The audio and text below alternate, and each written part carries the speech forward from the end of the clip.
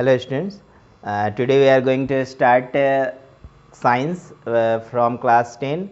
Okay, and today we will study first chapter chemical reaction and equation. Okay, this is full chapter revision. It means I have given here all the content whatever content has given in your book.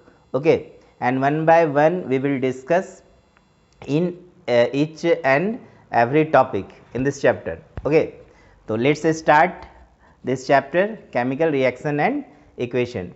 Dear students, in this chapter we will study about introduction of chemical reaction and equation, how to balance chemical equation, type of reaction, combination reaction, decomposition reaction, displacement reaction, double displacement reaction, oxidation reduction reaction, corrosion and rancidity. तो चलिए हम लोग start करते हैं इस chapter को। तो सबसे पहले बच्चों केमिकल रिएक्शन एंड इक्वेशन से क्या समझते हैं। तो बच्चों केमिकल रिएक्शन एक ऐसी प्रक्रिया होती है जिसमें दो या दो से ज़्यादा सबस्टांस आपस में मिलकर एक नए सबस्टांस का फॉर्मेशन करते हैं। Okay, when two or more substance combine together to form a new substance then it is known as chemical reaction. Also I have written here definition: the process in which a substance or substances undergo a chemical changes to produce a new substance or substances with entire new properties are known as chemical reaction. Okay, and अब आपके मन में प्रश्न उठ रहा होगा कि chemical reactions के क्या कुछ प्रॉपर्टीज़ होते हैं। तो बच्चों जब भी हम कोई टॉपिक स्टडी करते हैं तो हमें उसका बेसिक कॉन्सेप्ट के अलावा उनका कैरेक्टरिस्टिक्स क्या होता है हमें पता होना चाहिए। तो सबसे पहले हम लोग अभी बात करेंगे केमिकल रिएक्शंस के प्रॉपर्टीज़ को। तो chemical reactions must be associated with change in temperature, that is heat should be either evolve और एब्जॉर्ब। तो स्टूडेंट्स कोई भी केमिकल रिएक्शन होता है तो आपको ये पता होना चाहिए कि किसी भी रिएक्शंस के दौरान या तो उस रिएक्शन में हीट का इवॉल्व होना है या तो फिर उस रिएक्शन में हीट एब्जॉर्ब करेंगे। अब इससे क्या हम समझेंगे हीट का इवॉल्व होना या हीट का एब्जॉर्ब होना। तो समझिए, जैसे मान लीजिए कि आपके पास रिएक्टेंट है जिसमें मान लो ए और बी है, वो मिलके कोई प्रोडक्ट बना रहा है सी। ठीक है, तो जब ए और बी आपस में मिल रहा है तो कभी क्या होता है कि ए और बी को मिलने के लिए हमें एनर्जी देना पड़ता है in the form of heat. ठीक है, तो जब हमें एनर्जी देना पड़ रहा है तो उस हीट को ए और बी क्या कर रहा है, एब्जॉर्ब करके रिएक्शंस कर रहा है। ठीक है, एब्जॉर्ब करके रिएक्शंस को देना ये हमारा इंडोथर्मिक प्रोसेस कहलाता है। ठीक है, और यदि मान लीजिए ए और बी आपस में रिएक्शन करता है और रिएक्शंस के दौरान यदि हीट बाहर निकलती है तो उससे हम एक्सोथर्मिक रिएक्शन कहते हैं, और कहने का मतलब हीट जो है वहाँ पे इवॉल्व हो रहा है। ओके, तो हीट का एब्जॉर्प्शन एंड हीट का इवॉल्व। ठीक, तो हीट का एब्जॉर्प्शन होना प्रोसेस क्या कहलाएगा, इंडोथर्मिक, और हीट का बाहर निकलना प्रोसेस कहलाएगा exothermic. Okay, and second point I have written here, the reaction must occur between fixed quantity of the reactant. ठीक है, जब भी रिएक्शंस होती है बच्चों तो इसमें क्या होता है कि जो भी रिएक्टिंग स्पेसीज हैं उनकी एक फिक्स क्वांटिटी होती है। ठीक है, वो फिक्स क्वांटिटी मिलकर जो है प्रोडक्ट बनाते हैं। ठीक है, हम लोगों ने क्लास 9 में भी स्टडी किया था जब हमने रिएक्शन को बैलेंस किया था, तो वहाँ पर हमने देखा था कि जैसे मान लो कि हमने हाइड्रोजन और ऑक्सीजन को रिएक्ट करा के वाटर बनाया था, तो हमने केयर किया था कि हाइड्रोजन का कितना मोल जो है वो ऑक्सीजन के कितने मोल से रिएक्ट करके वाटर के कितने मोल बना रहे हैं। ठीक है, तो वहाँ पर हमने देखा था कि हाइड्रोजन का एक फिक्स क्वांटिटी था जो कि एक फिक्स क्वांटिटी ऑक्सीजन से रिएक्ट करके वाटर बनाता है। तो कोई भी रिएक्शंस होता है बच्चों तो रिएक्टेंट के एक फिक्स क्वांटिटी के साथ होती है। ठीक है, थर्ड प्रॉपर्टीज है the chemical reaction should follow the law of conservation of mass. The chemical reaction should follow the law of conservation of mass means कोई भी केमिकल रिएक्शंस होता है उसमें आप रिएक्टेंट का टोटल मास जब भी देखोगे, रिएक्शन के में जो प्रोडक्ट साइड में जो सबस्टांस फॉर्म हो रहा है उनका टोटल मास के हमेशा बराबर होगा। ठीक है, तो total mass of the reactant is equal to total mass of the product, then this equation is known as what, balance chemical equation, and balance chemical equation always follow the law of conservation of mass. Next properties देखेंगे, the product obtain must have properties different from those of the reactant. और हमें ध्यान देना है कि chemical reaction जब भी होती है तो प्रोडक्ट जो बन रहा है उसका कैरेक्टरिस्टिक्स जो है बच्चों वो रिएक्टेंट के कैरेक्टरिस्टिक्स से बिल्कुल आपको डिफरेंट मिलने वाला है, समझिए। जैसे कि आप एग्जाम्पल के रूप में देख लो, हाइड्रोजन और ऑक्सीजन आपस में रिएक्ट करके वाटर बना रहा है, तो यहाँ पर हाइड्रोजन और ऑक्सीजन की कैरेक्टरिस्टिक्स बिल्कुल डिफरेंट है और वाटर की कैरेक्टरिस्टिक्स बिल्कुल डिफरेंट है, ठीक है। जैसे हम लोग और भी एग्जाम्पल के रूप में देखें कि when potassium nitrate is heated it gives potassium nitrite and oxygen, ठीक है। तो यहाँ पर देखिए डिकम्पोजिशन रिएक्शन हो रहा है क्योंकि हम पोटासियम नाइट्रेट को क्या कर रहे हैं, हीट कर रहे हैं। आगे चल के हम लोग रिएक्शन के टाइप में फिर से स्टडी करेंगे, ठीक है। जब हम लोग डिकम्पोजिशन के टाइप को देखेंगे तो आप वहाँ पर देखोगे कि हम किसी कंपाउंड को हीट करते हैं तो फर्दर क्या क्या प्रोडक्ट बनता है, ठीक है। तो यहाँ पर भी आप देख रहे हो कि पोटासियम नाइट्रेट को जब हम हीट करेंगे तो पोटासियम नाइट्राइट और ऑक्सीजन बनेगा, ठीक है। और जब सोडियम वाटर के साथ रिएक्ट करेगा तो सोडियम हाइड्रोक्साइड प्रोड्यूस होगा। यहाँ पे एक तरह का कॉम्बिनेशन रिएक्शन हो रहा है, ठीक है, और हाइड्रोजन गैस लिबरेट होगी। तो हम देख रहे हैं कि जो भी प्रोडक्ट बन रहा है उसकी कैरेक्टरिस्टिक्स रिएक्टेंट के कैरेक्टरिस्टिक्स से बिल्कुल डिफरेंट है, ठीक है। अब बच्चों हम लोग बात करेंगे वर्ड इक्वेशन। तो कोई भी केमिकल इक्वेशन जो है हम लोग ब्रीफली जब रिप्रेजेंट करते हैं, ठीक है, वर्ड्स के फॉर्म में, तो ऐसे इक्वेशंस को वर्ड इक्वेशंस कहते हैं। Also I have written here a chemical equation which represent a chemical reaction briefly in words is called a word equation. For example, the word equation you are seeing here, sodium plus water gives sodium hydroxide and hydrogen. Okay, so here sodium and water I have written in words, not I have written in symbol. Okay, तो sodium और water मिलकर क्या बना रहे हैं, sodium hydroxide and hydrogen. And as you know that sodium and water here known as reactant and sodium hydroxide and hydrogen is known as product. Now question, what is reactant and product? Then you can define the substance or substances which takes part in a chemical reaction are called reactants, and the new substance or substances formed as a result of chemical reactions are called product. Okay, now question, rules for writing a word equation. Okay, तो बच्चों I have written here some rules, you can study one by one. तो पहला rule मैंने क्या लिखा है, the substances taking part in a chemical reaction reactant are always written on the left hand side. कहने का मतलब जब भी हम कोई केमिकल रिएक्शन लिखते हैं तो रिएक्टेंट को हमेशा लेफ्ट साइड में लिखना है। And the substance form after the chemical reaction products are always written on the right hand side. और जब भी कोई रिएक्शंस आप बनाते हो तो प्रोडक्ट को आपको राइट साइड में लिखना है। और जो भी आप रिएक्टेंट में स्पेसिस यूज़ कर रहे हो या प्रोडक्ट जो आपका बन रहा है उन सभी के बीच हमें प्लस का साइन देते जाना है, ठीक है ना। रिएक्टेंट में भी फिर बीच में एरो देना है और प्रोडक्ट जो भी आपका फॉर्म हो रहा है उनके बीच भी साइन प्लस का देना है। एरो, अगर एरो क्या हमें बताता है, रिएक्शन के डायरेक्शंस को बताता है, ठीक है, रिएक्शन के डायरेक्शन को। तो अगर मान लो फॉरवर्ड एरो है तो रिएक्शन ये दिखाता है कि रिएक्शन फॉरवर्ड चल रही है। ओके, अगर आप एरो बैकवर्ड अभी कभी किसी रिएक्शंस में देखेंगे तो समझ लेंगे कि वहाँ पर रिएक्शन का जो स्पीड है वो बैक रिवर्स रिएक्शंस हो रहा है, ठीक है। आपको कभी मौका मिलेगा इस तरह से देखने को, जब आप इक्विलिब्रियम स्टेज में आओगे तो वहाँ पे आपको एक रिवर्सेबल साइन भी देखने को मिलेगा। वहाँ पे हमें ये देखने को मिलता है कि फॉरवर्ड रिएक्शन और बैकवर्ड रिएक्शन के रेट को हम लोग स्टडी करते हैं वहाँ पर, ठीक है। इसके बाद है in the word equation when symbol and chemical formula of the reactant and product are use then it is called a chemical equation. ध्यान देंगे, जब हम वर्ड इक्वेशन को अब हम सिंबल और केमिकल फार्मूला की मदद से लिख रहे हैं तो इस इक्वेशंस को हम किस रूप में अब स्टडी करेंगे, एज ए केमिकल इक्वेशन। तो chemical equation express in symbol and formula such that the number of atom of different element towards the side of the reactant is not equal to the number of atom to the product is called skeletal equation or unbalance equation। तो बच्चों equation हमें दो तरह का देखने को मिलता है। एक बार हम इक्वेशन में फाइंड करते हैं कि वो बैलेंस नहीं है, ठीक है। अगर रिएक्शन बैलेंस नहीं है तो उस समय आप देखते हो कि रिएक्टेंट और प्रोडक्ट के साइड में नंबर ऑफ एटम मैच नहीं कर रहे हैं। नंबर ऑफ एटम मैच नहीं करेंगे तो लॉ ऑफ कंजर्वेशन ऑफ मास को भी वो फॉलो नहीं करेगा, ठीक है। तो ऐसे इक्वेशन को बच्चों स्केलेटल इक्वेशन या अनबैलेंस इक्वेशन कहा जाता है। तो हमें इस चैप्टर में स्केलेटल इक्वेशन और अनबैलेंस इक्वेशन को क्या करना होता है, बैलेंस करना होता है, और उसको बैलेंस करने के लिए हम लोग रूल्स को स्टडी करते हैं। तो चलिए हम लोग अभी आगे देखेंगे इस रूल्स को। ठीक, तो क्वेश्चन भी फर्स्ट आपके पास आ रहा है कि किसी भी केमिकल इक्वेशंस को हम कैसे बैलेंस करेंगे, how to balance a chemical equation.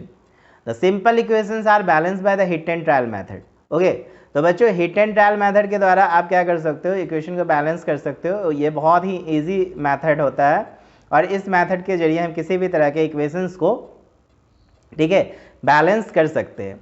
इसमें आपको सिर्फ क्या करना है, अगर आप देखोगे बुक में तो आपको स्टेप 1 2 3 4 दिखाई देगा, लेकिन मैं आपको एक कॉमन सा चीज़ बता दूं, किसी भी रिएक्शन में सबसे पहले आपको उस स्पेसिस को काउंट करना है, चुनना है, या उस कंपाउंड को देखना है, चाहे रिएक्टेंट साइड हो या प्रोडक्ट साइड हो, जिसमें सबसे ज़्यादा नंबर ऑफ एटम मौजूद हैं। जैसे आप यहाँ पर देख रहे हो, आयरन और वाटर के बीच जब हम रिएक्शन करा रहे हैं तो सबसे ज़्यादा एटम जो है Fe3O4 में मौजूद है, प्लस हाइड्रोजन। यहाँ पे Fe3O4 में आप देख रहे हो 7 एटम है।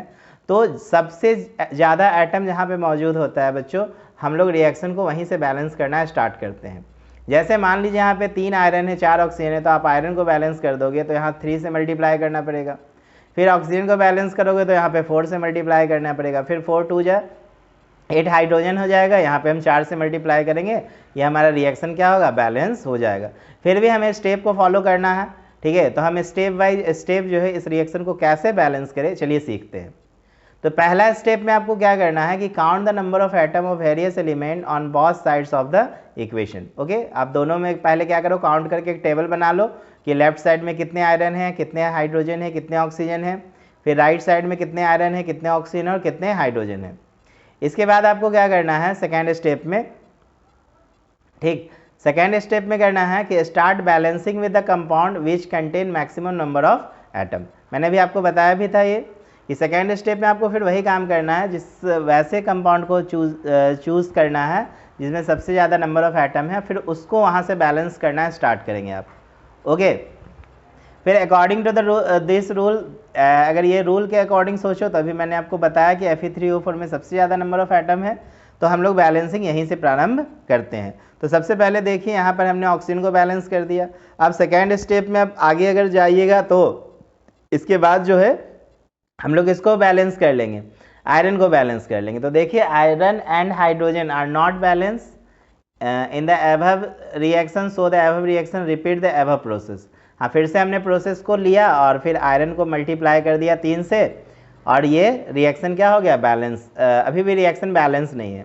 इसके बाद फिर से हम हाइड्रोजन को मल्टीप्लाई किए तो जाके ये फाइनली क्या हुआ, हमें रिएक्शन बैलेंस दिख रहा है। अब आप रिएक्टेंट और प्रोडक्ट साइड में आप मैच कर लो, आपको एलिमेंट्स के नंबर भी देखो, यहाँ पे 3 आयरन है, यहाँ पे भी 3 आयरन है, एलिमेंट्स के नंबर भी बराबर मिल रहे हैं। और ये लॉ ऑफ कंजर्वेशन ऑफ मास को भी फॉलो करेगा। आप क्या करो, इसका टोटल मास निकाल के देख लो, ये दोनों का टोटल मास निकाल के देखो, आपको हमेशा दोनों का मास जो है लेफ्ट साइड और राइट साइड में बराबर मिलेगा। इस तरह से हम रिएक्शन को क्या करते हैं, बैलेंस करते हैं। इसके अलावा रिएक्शन में आप यहाँ पर देख रहे हो सॉलिड गैस, ठीक है ना, ये क्या होता है। तो बच्चों रिएक्शन में ये जो मैंने लिखा है सॉलिड गैस या सॉलिड गैस, ये रिएक्शन में ये रिप्रेजेंट करता है कि रिएक्शन में जो एलिमेंट्स या कंपाउंड मौजूद है वो अपने किस स्टेट में रिएक्शन में मौजूद है। जैसे आयरन हमें पता है सॉलिड स्टेट में रिएक्ट कर रहा है, और वाटर यहाँ गैसेस फॉर्म में है, और मिलके जो है Fe3O4 नामक कंपाउंड बना रहा है जो कि एक सॉलिड स्टेट में है। इसके अलावा हाइड्रोजन जो हमें प्रोडक्ट मिल रहा है यहाँ पर, वो गैसेस स्टेट में मिल रहा है, ठीक है। इसके बाद हम लोग नेक्स्ट देखते हैं कि अभी मैंने आपको शुरू में बताया था कि कोई भी केमिकल रिएक्शन जब होती है तो उसमें क्या होता है, या तो हीट का इवॉल्व होता है या हीट उसमें से क्या होती है, एब्जॉर्ब होती है, ठीक है। तो हमने बताया भी था कि वहाँ पे रिएक्शंस को हम 2 भागों में डिवाइड करते हैं, एक्सोथर्मिक और एंडोथर्मिक। तो let's we start about the concept of exothermic and endothermic. तो स्टूडेंट्स एक्सोथर्मिक रिएक्शन में सिंपल है कि हीट क्या होगा, लिबरेट होगा या गिवन आउट होगा जब भी कोई रिएक्शंस होगी। जैसे आप देख रहे हो यहाँ पे कार्बन और ऑक्सीजन जो है मिलके कार्बन डाइऑक्साइड और बना रहा है, और यहाँ पे हीट भी मिल रहा है। तो ये हीट जो हो रहा है बाहर हो रहा है। एक चीज़ ध्यान देंगे कि यहाँ पे आप गिब्स का साइन दे देंगे, एरो छूट गया है, ठीक है।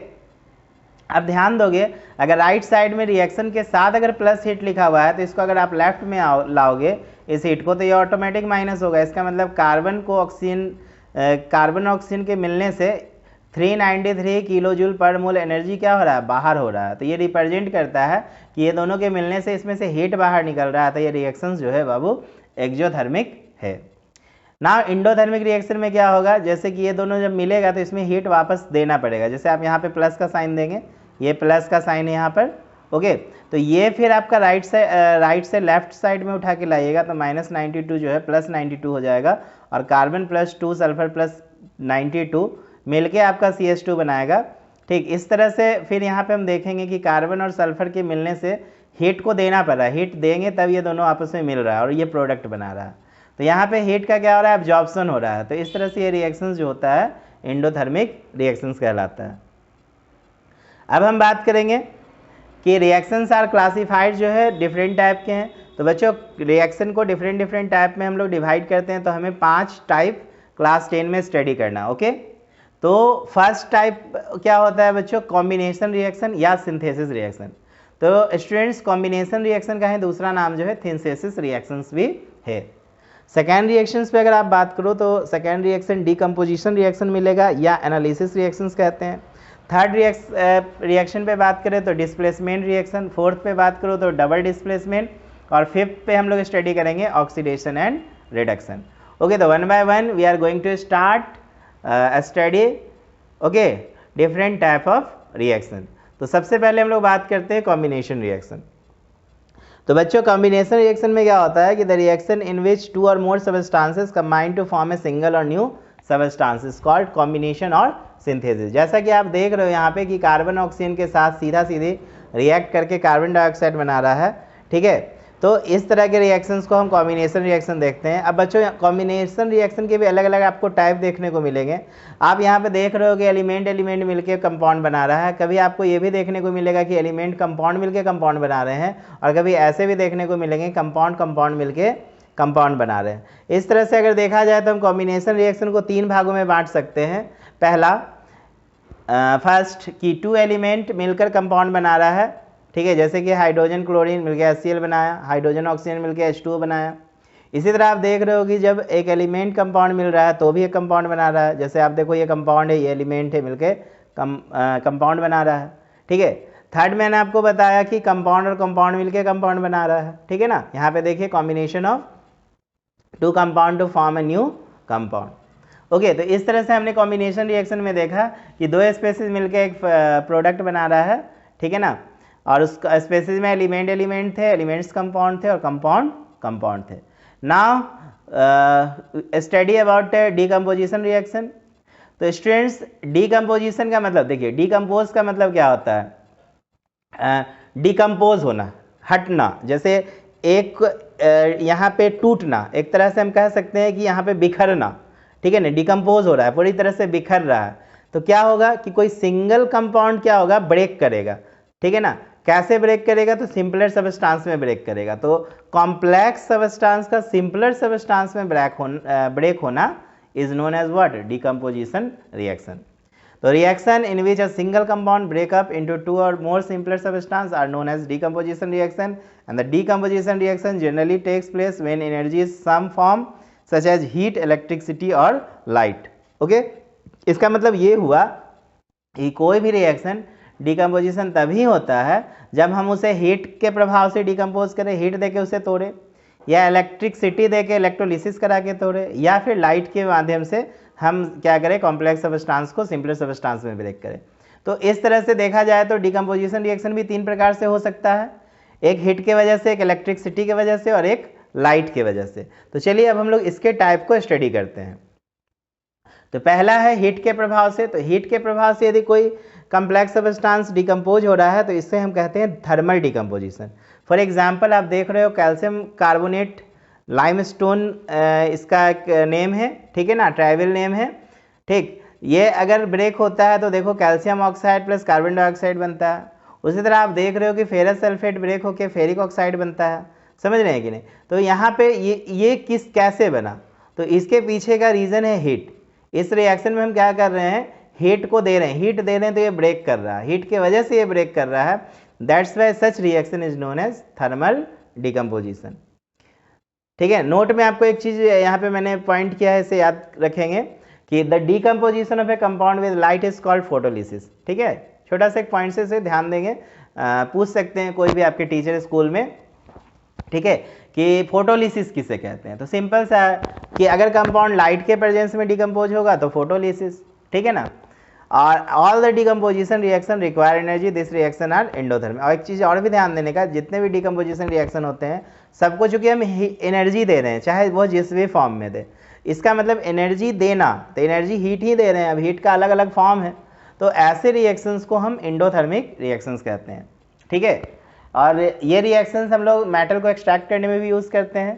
ठीक, तो डीकम्पोजिशन रिएक्शन को हम अपोजिट ऑफ कॉम्बिनेशन रिएक्शन भी कहते हैं। ओके, चलिए आगे देखते हैं। यहाँ पे एक चीज़ ध्यान देंगे, मैं आपको बता दूँ, ठीक, कि ये जो डीकम्पोजिशन रिएक्शन के टाइप है, मैं यहीं पे क्लियर कर दे रहा हूँ कि 3 तरह से हम लोग इसको क्या कर सकते हैं, रिएक्शन को डिकम्पोज कर सकते हैं। हीट के प्रभाव से, इलेक्ट्रोलिसिस करके, ठीक है ना, और लाइट के प्रभाव से। ओके, क्योंकि मैंने इसको यहाँ पे क्लासीफाई नहीं किया था इसलिए मैंने बता दिया। थर्ड है डिस्प्लेसमेंट रिएक्शन। तो बच्चों डिस्प्लेस का मतलब क्या होता है, ठीक, जैसे अगर मान लो कोई पावरफुल व्यक्ति है, ठीक है, तो अपने से कम पावरफुल व्यक्ति को क्या करेगा, वहाँ से हटा देगा और उसका जगह ले लेगा। ठीक है, जैसे चुनाव होता है ना, चुनाव होता है तो हम लोग क्या देखते हैं, ये जो एक पावरफुल लीडर होता है वो अपने से कम पावरफुल लीडर को क्या करता है, चुनाव के माध्यम से जीत के उसके कुर्सी से हटा देता है। ठीक है ना, तो सेम कहानी होती है बच्चों डिस्प्लेसमेंट रिएक्शन में। डिस्प्लेसमेंट रिएक्शन में सिंपल है कि एक एलिमेंट है, एक कंपाउंड में आया और एक कंपाउंड में मौजूद एलिमेंट को क्या करेगा, हटा के उसमें अपना स्थान बना लेगा। तो ऐसे रिएक्शंस को हम लोग बोलते हैं displacement reaction. Chemical reaction in which one element take place of another element in a compound are called displacement. यही है, मैंने लिखा भी इंग्लिश में यहाँ पे। जैसे कि आप देखो, आयरन कॉपर सल्फेट के सॉल्यूशन से रिएक्ट करके क्या बना रहा है, आयरन सल्फेट। इसका मतलब है कि आयरन जो है कॉपर से ज़्यादा रिएक्टिव है, अतः आयरन कॉपर सल्फेट के सॉल्यूशन से कॉपर को डिस्प्लेस करके अपना स्थान बना ले रहा है। इसी तरह जिंक जो है कॉपर सल्फेट से रिएक्शन करके जिंक सल्फेट बना रहा है। इसका फिर यही मतलब हुआ कि जिंक जो है कॉपर से ज़्यादा रिएक्टिव है, तो जिंक जो है कॉपर सल्फेट के सॉल्यूशन से कॉपर को डिस्प्लेस करके अपना एक प्रोडक्ट बना रहा है।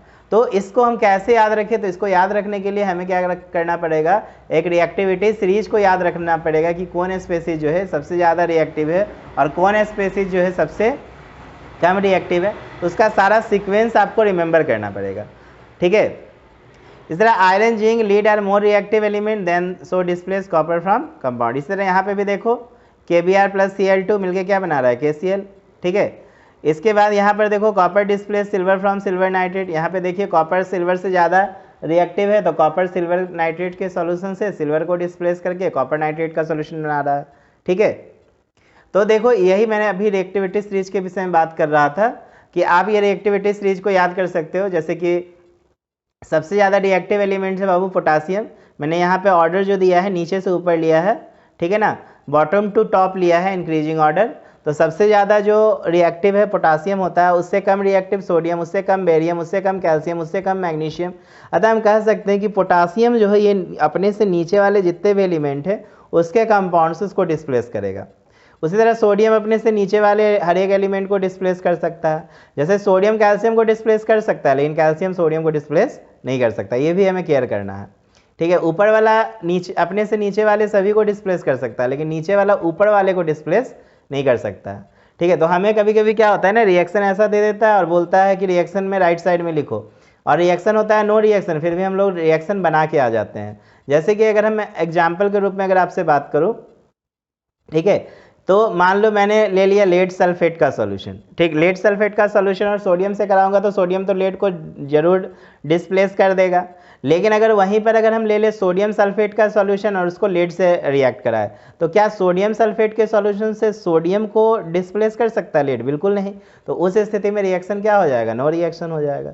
या फिर हम सोडियम सल्फेट के सॉल्यूशन से Hg का रिएक्शन करा दे या Ag का रिएक्शन करा दे या Au का रिएक्शन करा दे, तो हम सीधा सीधे लिखेंगे एरो के आगे नो रिएक्शन, क्योंकि ये जो है कम रिएक्टिव है। ठीक है ना, और कम रिएक्टिव होने की वजह से ऊपर वाले एलिमेंट को उसके कंपाउंड से डिस्प्लेस नहीं कर सकता है। Now understand. चलिए तो आगे हम लोग देखते हैं बच्चों डबल डिस्प्लेसमेंट रिएक्शन। ठीक है, तो डबल डिस्प्लेसमेंट रिएक्शन में क्या होगा कि दो कंपाउंड रिएक्ट करेंगे, और म्यूचुअल एक्सचेंज कर लेंगे अपने आयंस का, ठीक है ना। तो ऐसे रिएक्शन को हम लोग डबल डिस्प्लेसमेंट कहते हैं। और बच्चों ये रिएक्शन मेटाथेसिस रिएक्शन भी कहलाता है, ठीक है ना। याद रखेंगे रिएक्शन का एक नाम मेटाथेसिस रिएक्शन भी कहते हैं।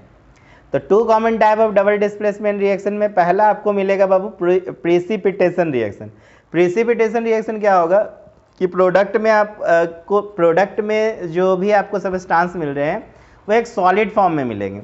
सॉलिड फॉर्म का मतलब ये हुआ कि ये रिएक्शन में पूरी तरह से डिसॉल्व नहीं है, आपको दिख रहे हैं सस्पेंडेड पार्टिकल बच गए, ठीक है ना। Any reaction that produce a precipitate is called precipitation reaction. For example आप देखो सोडियम सल्फेट बेरियम क्लोराइड के साथ रिएक्शन करके बेरियम सल्फाइड और NaCl बना रहे हैं। यहाँ पे आयन का एक्सचेंज हुआ है, ठीक है। यहाँ पे देखिए ये दोनों टूटा होगा सॉल्यूशन में, ये भी दोनों टूटा होगा, और बेरियम जो है सल्फेट से रिएक्ट कर लिया और सोडियम जो है क्लोरीन से रिएक्ट कर लिया। तो यहाँ पर चूंकि आयन का दोनों एक्सचेंज हुआ है, ठीक है ना, तो इसलिए इस रिएक्शन को हम लोग डबल डिस्प्लेसमेंट। यहाँ पे भी क्या होगा, सोडियम ज़्यादा रिएक्टिव होगा, तो जैसे ही आयंस ब्रेक करेंगे तो सोडियम की टेंडेंसी होगी क्लोरीन को पकड़ लेने का। तो बेरियम क्या करेगा, फिर बेरियम के पास कोई ऑप्शंस नहीं बचेगा, तो बेरियम सल्फेट के साथ रिएक्शन करेगा, ठीक है। तो इस तरह से बेरियम सल्फेट और NaCl प्रोडक्ट फॉर्म होगा।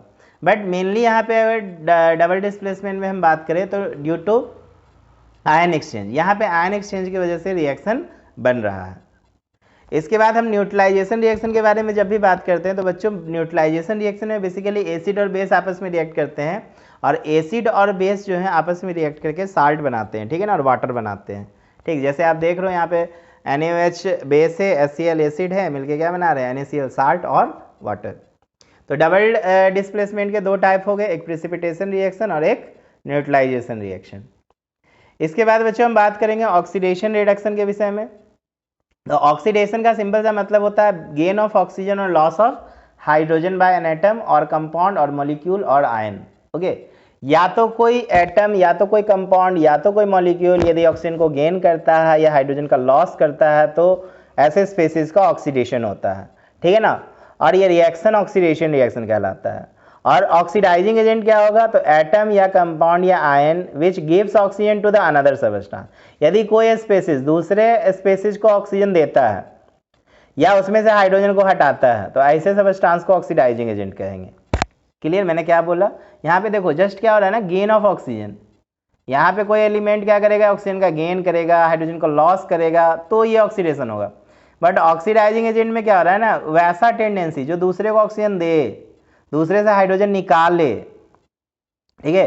Compound which gives oxygen to another substance, जो ऑक्सीजन दूसरे को देता है, ठीक है ना, या उससे हाइड्रोजन को निकालता है, वह कहलाता है ऑक्सीडाइजिंग एजेंट, ओके।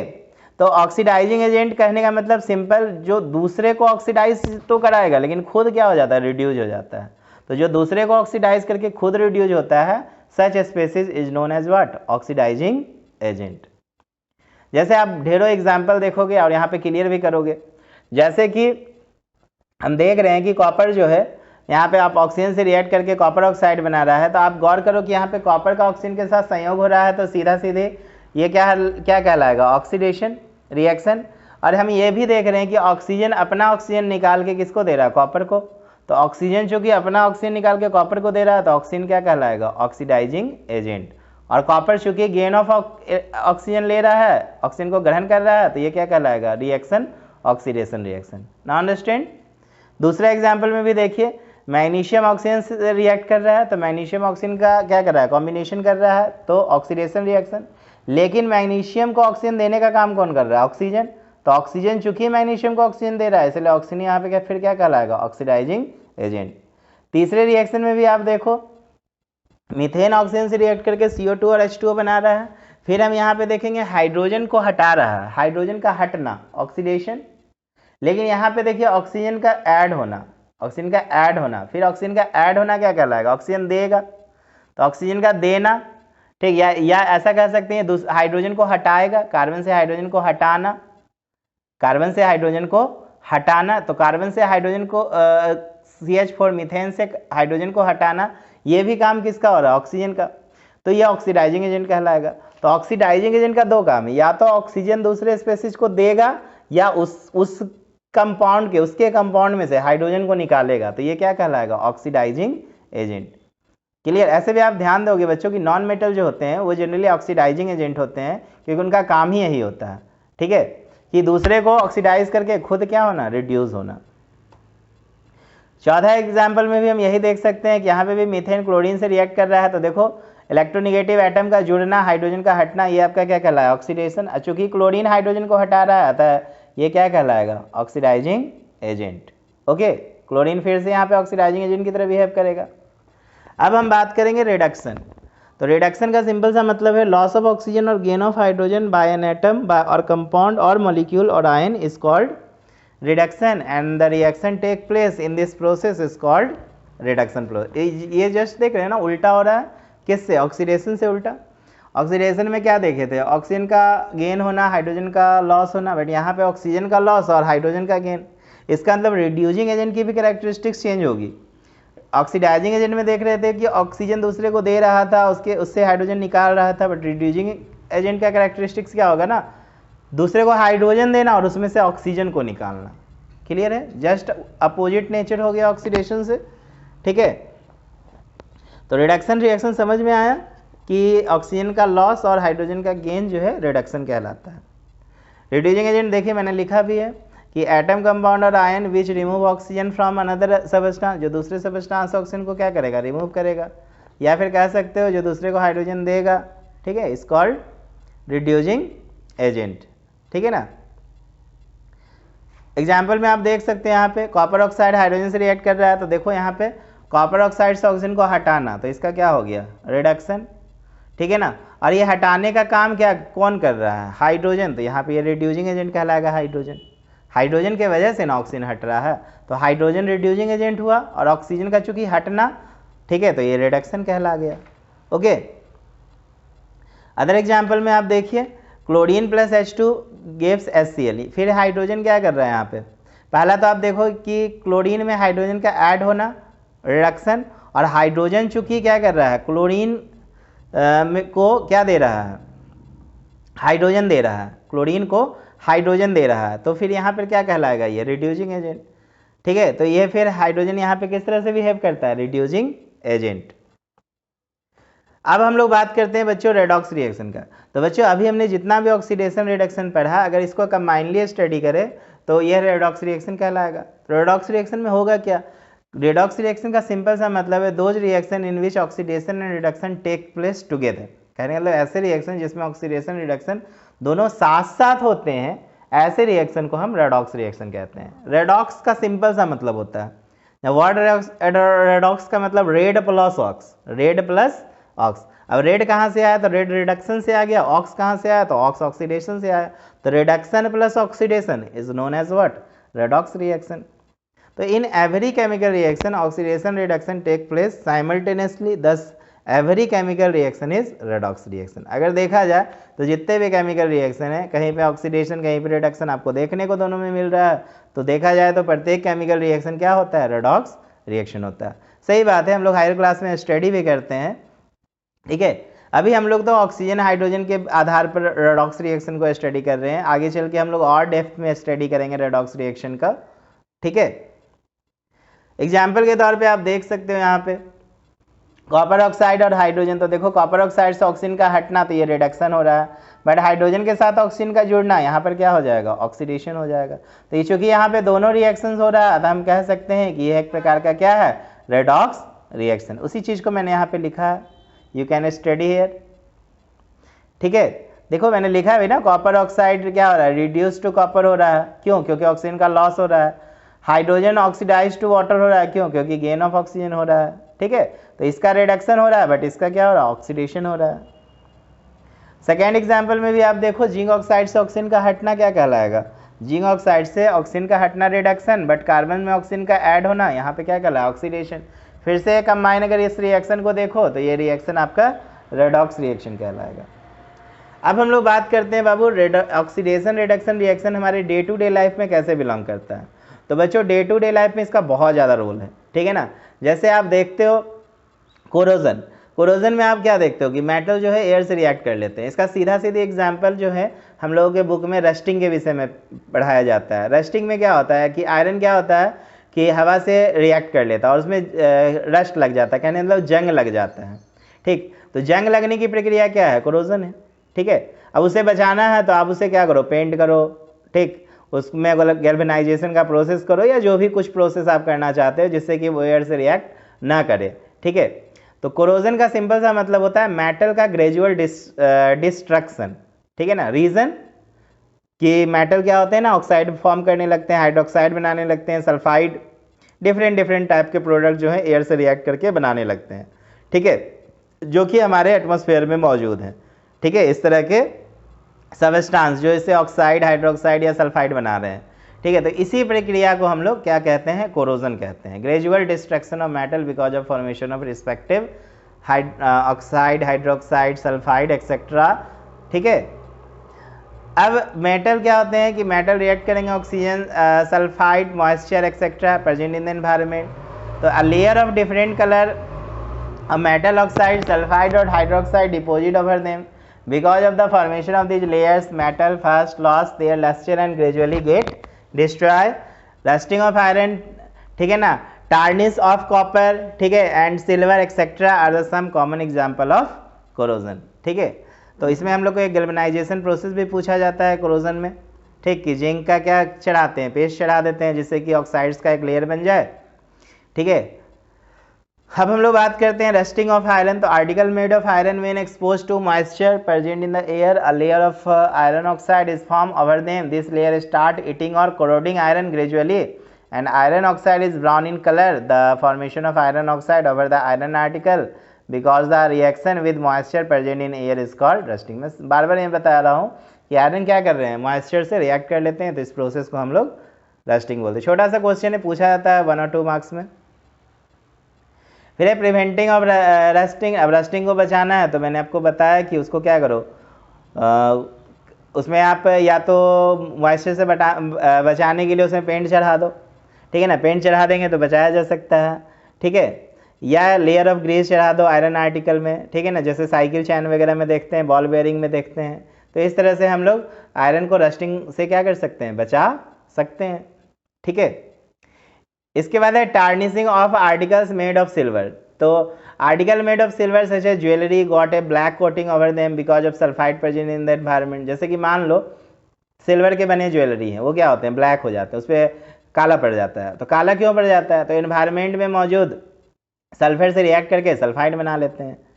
ठीक है, तो article made of copper get dull and finally become greenish. और क्या होते हैं कि धीरे धीरे वो और क्या होंगे, जैसे कि कॉपर के विषय में बात कर रहे हैं अब हम।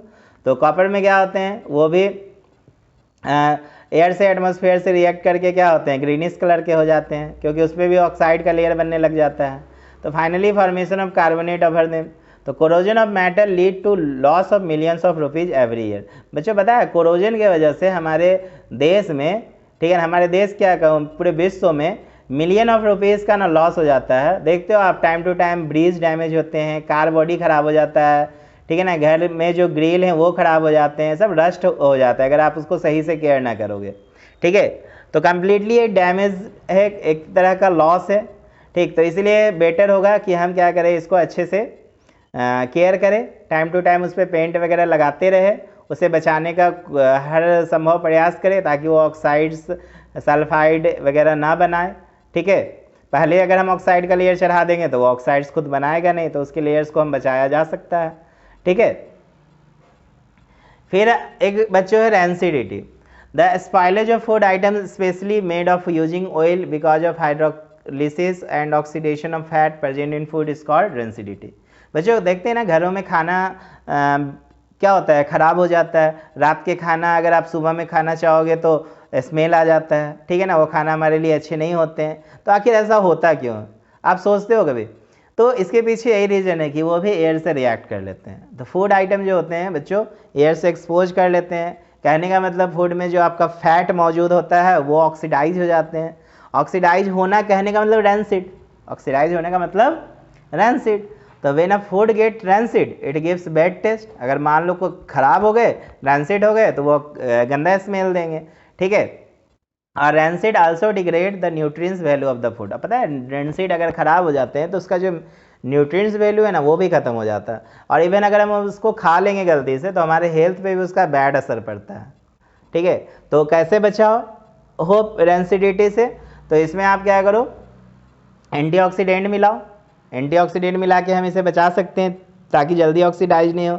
जैसे आप मार्केट में जो डब्बा बंद प्रोडक्ट खरीदते हो, देखो उसमें क्या होता है, एंटीऑक्सीडेंट मिला होता है। जैसे आप खाते हो ना लेज कुरकुरे, आप लोग का तो फेमस है ना, तो सोचते हो कि वो कब बना है, 1 मंथ पहले बना कि 2 मंथ पहले बना, ठीक है ना, लेकिन हमें खाने में बहुत अच्छा लगता है। क्यों? क्योंकि उसमें एंटीऑक्सीडेंट मिला है, वो एयर से रिएक्ट नहीं होता है। अगर हम खुले पैकेट में अगर उसको बेचें तो 2 दिन 4 दिन के बाद क्या हो जाएगा, ख़राब हो जाएगा। ठीक है, वो खाने के लायक नहीं बचेगा। ठीक है, तो जितने भी डब्बा बंद फूड होते हैं उसमें है ना एंटीऑक्सीडेंट मिला होता है, जिससे कि वो जो फूड होते हैं वो लंबे समय तक क्या किए जा सके, अच्छे रखे, प्रिजर्व किया जा सके। हम लोग फ्रीज यूज़ करते हैं घरों में। फ्रीज में देखिए जो है खाना आपका कुछ समय तक अच्छा रहता है। ठीक है ना, खुले में रखोगे तो 1 दिन में ख़राब हो जाएगा, लेकिन हो सकता है फ्रिज में आपका 2 दिन 3 दिन अच्छे से वो आपका रह सके। समझे कि नहीं? तो रेंसिड से बचाने के लिए हमें इस तरीके से फूड का क्या करना पड़ता है, सिक्योरिटी देना पड़ता है। जैसे कि आप उसे क्या करो, उसमें से एयर सारा निकाल दो, वैक्यूम बना दो। ठीक है, तो बच्चों ये पूरे मैंने आपको क्या किया, अभी पूरा चैप्टर का एक ना मैं आपको स्टोरी बताया। ठीक है, और आई होप ये स्टोरी आपको बहुत मज़ा आया होगा। और इसके बाद में ये पूरे चैप्टर का क्या करूँगा, ठीक है, ये पूरे चैप्टर का मैं आपके सामने क्वेश्चन आंसर प्रेजेंट करूँगा, और क्वेश्चन आंसर मज़े से हम लोग सीखेंगे। ओके, और क्वेश्चन आंसर के बाद ऑब्जेक्टिव के सेट आएंगे, इसके अलावा ढेरों सवाल जवाब होंगे। ठीक है, तो आप इस वीडियो को अच्छे से 1 बार 2 बार देखिए, वॉच कीजिए, कमेंट कीजिए, बताइए मुझे कैसा लगा। ठीक है, और अगर आपको कोई भी कंफ्यूजन होता है, किसी टॉपिक को समझने में प्रॉब्लम्स होती है, तो आप हमको कमेंट करें।